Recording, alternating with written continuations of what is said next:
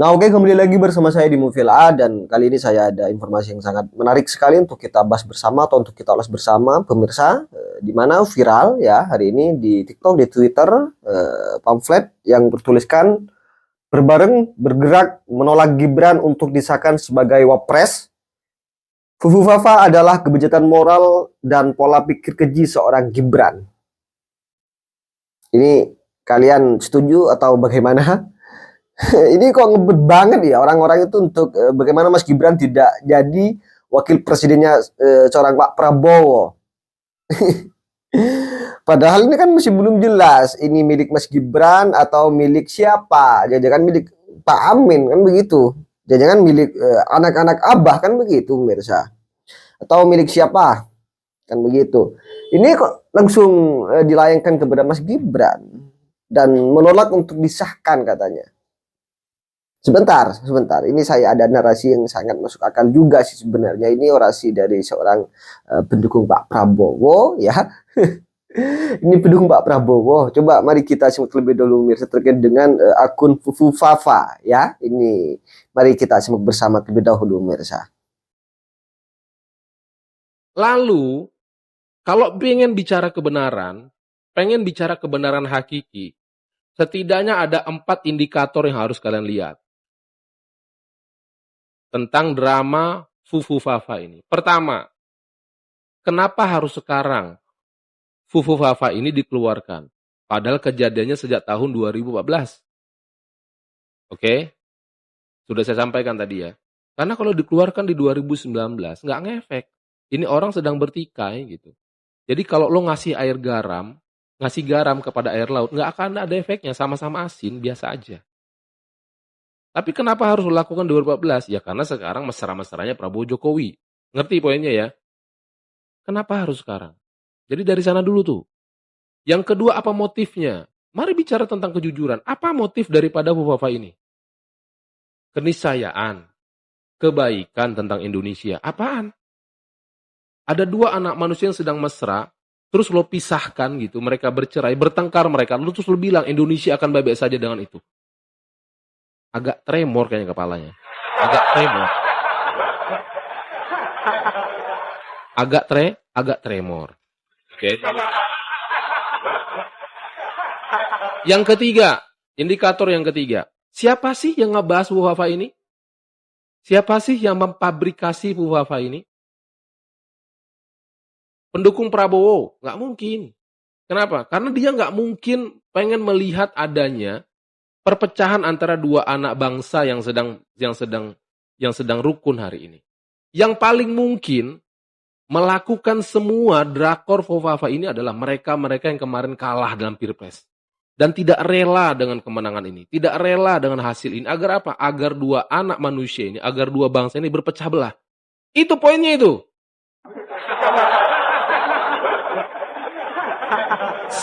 Sengkuni bener. Ada orang yang kemarin bahkan menghina capres-cawapres ini pada saat kontestasi, pada saat kampanye gitu. Tiba-tiba hari ini sok peduli dengan Prabowo. Kalian sadar dong, Prabowo sedang dihina. Tiba-tiba lo hari ini sok peduli dengan Prabowo gitu.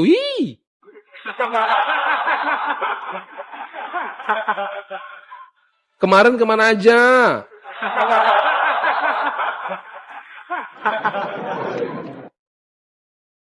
Nah, indikator yang keempat adalah siapa yang akan diuntungkan kalau drama Fufafa ini berhasil dan memisahkan Jokowi dan Prabowo. Siapa yang paling diuntungkan? Siapa yang bakal senyum? Itu deh poinnya deh. Siapa yang bakal senyum?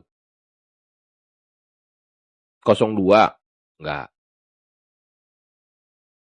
01? Mungkin juga enggak. 03? Mungkin juga enggak. Siapa? Bisa jadi adalah, kemarin makanya ada yang bilang di komal gue, bisa jadi adalah pihak asing yang hari ini sedang pengen melihat perpecahan anak bangsa Indonesia dalam menghadapi bonus demografi dan menyongsong Indonesia emas. Gue nggak pengen bilang bahwa ini kalian guys, no. Gue pengen bilang adalah dari dulu saat bangsa-bangsa kita ini, saat bangsa-bangsa itu datang dan menjajah negeri ini, hal yang pertama mereka lakukan adalah divide et impera. You know guys, divide et impera, pecah belah. Jadi kalau ada pihak yang sedang memfabrikasi ini, seharusnya kalian lihat empat ini dulu. Siapa yang bakal diuntungkan dengan perpecahan ini? Negara gua, bangsa gua, atau bangsa mereka? Satu. Kedua, kenapa harus sekarang isunya dilemparkan? Kenapa nggak 5 tahun lalu? Padahal kejadiannya sejak 10 tahun yang lalu. Ketiga, apa sih motifnya nih?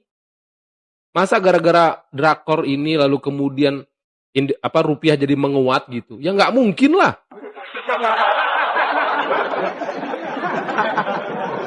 Lalu siapa sebenarnya yang sedang memfabrikasi ini? Berpikirnya tuh ke sana dong, ke sana dong. Prabowo kan udah bilang tuh. Apa kata Prabowo? Ada sebuah penelitian terhadap bangsa Indonesia. Apa dia bilang? Indonesia sekarang sedang menghadapi bonus demografi. Kalau mereka berhasil memanfaatkan opportunity ini, kesempatan ini, maka Indonesia akan menjadi satu daripada kekuatan 5 besar dunia. Atau bahkan nomor 4. Ya. Kata siapa? Kata Prabowo. Data ini bahkan sudah beredar sebenarnya 5 tahun yang lalu. Gitu. Tapi syarat agar Indonesia mampu memanfaatkan bonus demografi dan menuju gitu ya, Indonesia emas atau satu daripada 5 kekuatan dunia. Apa dia bilang? Elit politiknya harus bersatu. Yang harus dibicarakan itu adalah nation need, kebutuhan nasional. Yang harus dibicarakan itu adalah nation interest, kepentingan nasional. Bukan kepentingan fufu-fafa.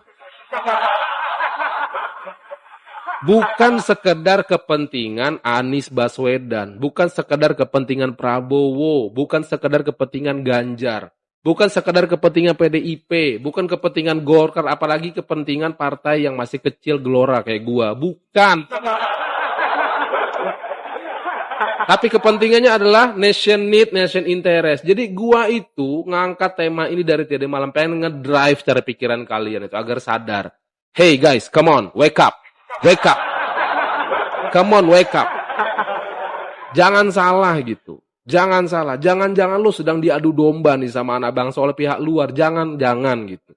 Masalahnya adalah ketika ada isu begini dan kalian sedang panas, kalian terima ini dengan perasaan sukacita gitu. Terus kalian fabrikasi ke sana kemari.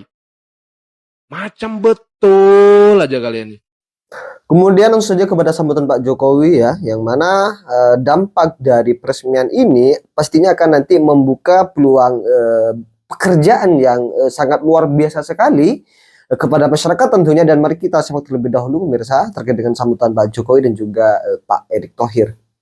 Para tokoh agama, tokoh masyarakat, hadirin dan undangan yang berbahagia.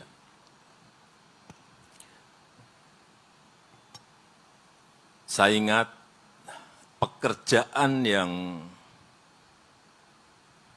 berat dan melelahkan selama saya menjabat sebagai presiden selama 10 tahun ini adalah mengajak perusahaan pertambangan untuk membangun smelter. Pekerjaan sangat berat. Saya ingat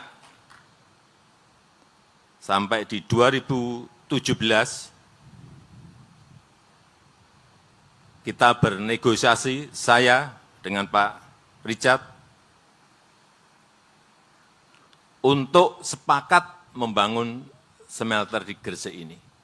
Itu pun masih alot sekali negosiasinya, alot sekali. Karena saya tahu memang ini adalah investasi yang tidak kecil. 56 triliun itu bukan uang yang kecil, uang yang gede banget. Sehingga saya juga sadar memang perusahaan itu harus mengkalkulasi. Perusahaan harus berhitung apa keuntungan membangun smelter sebesar ini.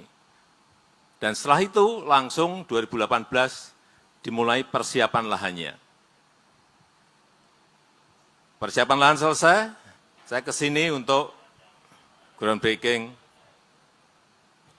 memulai untuk konstruksi pabrik smelternya. Dan setelah 30 bulan, alhamdulillah hari ini bisa kita resmikan. Saya tadi muter lahan yang dipakai lebih dari 100 hektar, 104 hektar. Sangat besar sekali. Investasi tadi 56 triliun rupiah. Tetapi dengan pembangunan ini,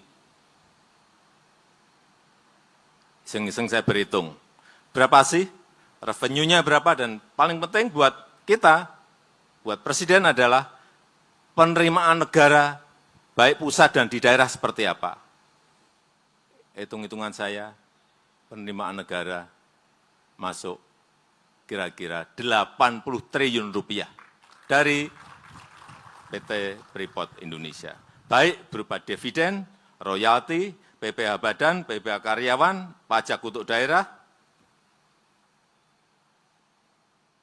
biaya keluar, pajak ekspor, semuanya. Kira-kira angkanya seperti itu. Ini angka yang sangat besar sekali. Ini kalau hanya satu perusahaan. Tadi pagi saya juga buka smelter di Sumbawa. 2 perusahaan, 3 perusahaan, 4 perusahaan, 5 perusahaan, 6 perusahaan. Penerimaan negara kita akan semakin besar dan semakin meningkat. Dibanding apabila kita hanya mengekspor raw material atau mengekspor bahan mentah saja.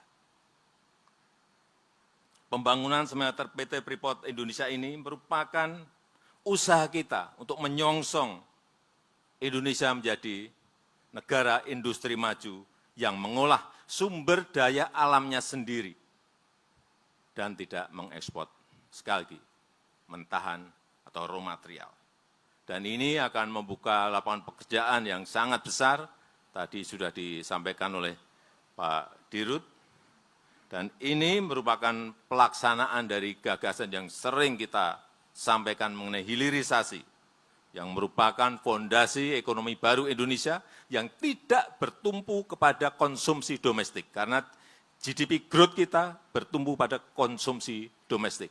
Tetapi kita ingin beralih, GDP growth kita bertumpu pada produktivitas dari perusahaan-perusahaan, baik BUMN maupun swasta. Dari investasi 56 triliun tersebut, diolah 1,7 juta ton konsentrat tembaga yang dibawa dari Papua menuju ke Gresik. Hasilnya 900.000 ton katoda tembaga, kurang lebih 50 ton emas, dan 210 ton perak. Jumlah yang tidak kecil.